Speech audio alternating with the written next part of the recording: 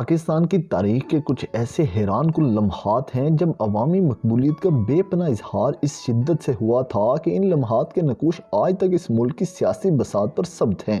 مقبولیت کے ایسے لمحے اور عوام کا اس طرح کا سیلاب اکٹھا کرنا کسی پرسے پردہ قوت کا کمال ہوتا ہے اور نہ ہی اس کی کل استعداد اور طاقت ایسا کرنے کے قابل ہوتی ہے۔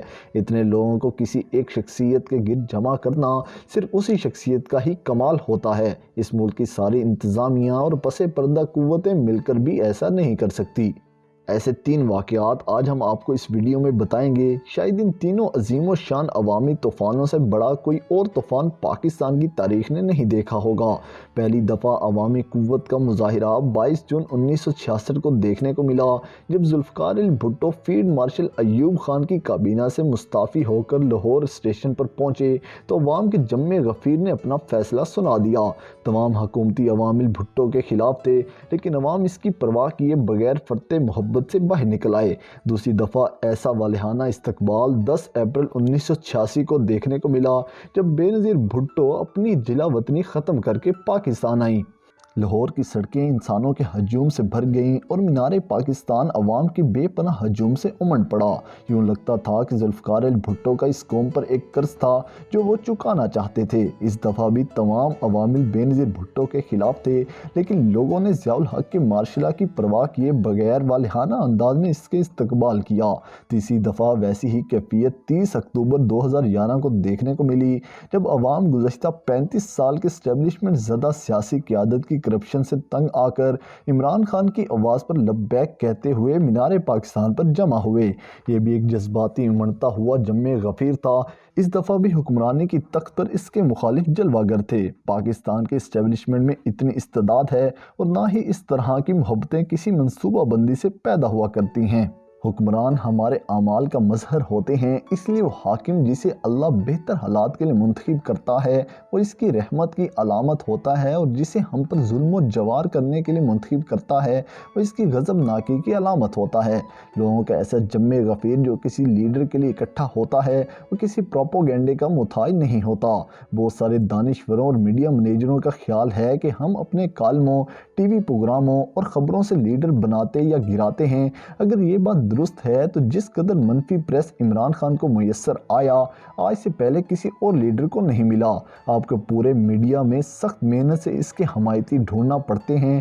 2 درجن ٹی وی چینلوں میں سے صرف 2 کا رجحان اس کی طرف ہے اور وہ بھی ذرا سی جھاڑ پر چپ کر کے بیٹھ جاتے ہیں۔ اس کے دور اقتدار کے آغاز سے ہی اس کے خلاف ایک منظم منفی مہم کا آغاز کر دیا گیا تھا۔ اگر میڈیا منیجروں کی آوازوں میں ذرا سا بھی اثر ہوتا تو اس ملک میں عمران خان کے حق میں 10 اپریل 2022 کی شام کبھی نہ آتی۔ یہ دن بھی پاکستان کی تاریخ کا انوکھا ترین دن تھا۔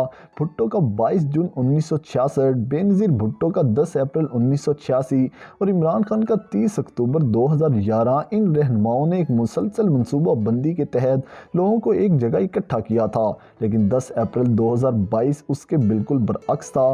وہ عمران خان جس کی محبت میں یہ لوگ نکلے تھے خود اس کو بھی علم نہیں تھا کہ اس ملک کے 200 سے زائد شہروں اور بیرون ملک آباد پاکستانی جن جن شہروں میں آباد ہیں وہاں عوام ایک دم سڑکوں پر آ گئے ہیں۔ یہ سب دلوں کے پھیرنے کا وہ عمل ہے جو خالصتاً اللہ پاک نے اپنے ہاتھ میں رکھا ہوا ہے۔ یہ سب دلوں کے پھیرنے کا وہ عمل ہے جو اللہ تعالیٰ نے خالصتاً اپنے ہاتھ میں رکھا ہے، جس بارے میں اللہ تعالیٰ فرماتے ہیں اس کے پہرے دار انسان کے آگے پیچھے مقرر ہیں جو اللہ کے حکم سے اس کی نگہبانی کرتے ہیں۔ کسی قوم کی حالت اللہ تعالیٰ نہیں بدلتا جب تک کہ وہ خود نہ بدلیں جو کہ ان کے دلوں میں ہے۔ اللہ تعالیٰ جب کسی قوم کی سزا کا ارادہ کر لیتا ہے تو بدلہ نہیں کرتا اور سوائے اس کے کوئی بھی ان کا کار ساز نہیں ہوتا۔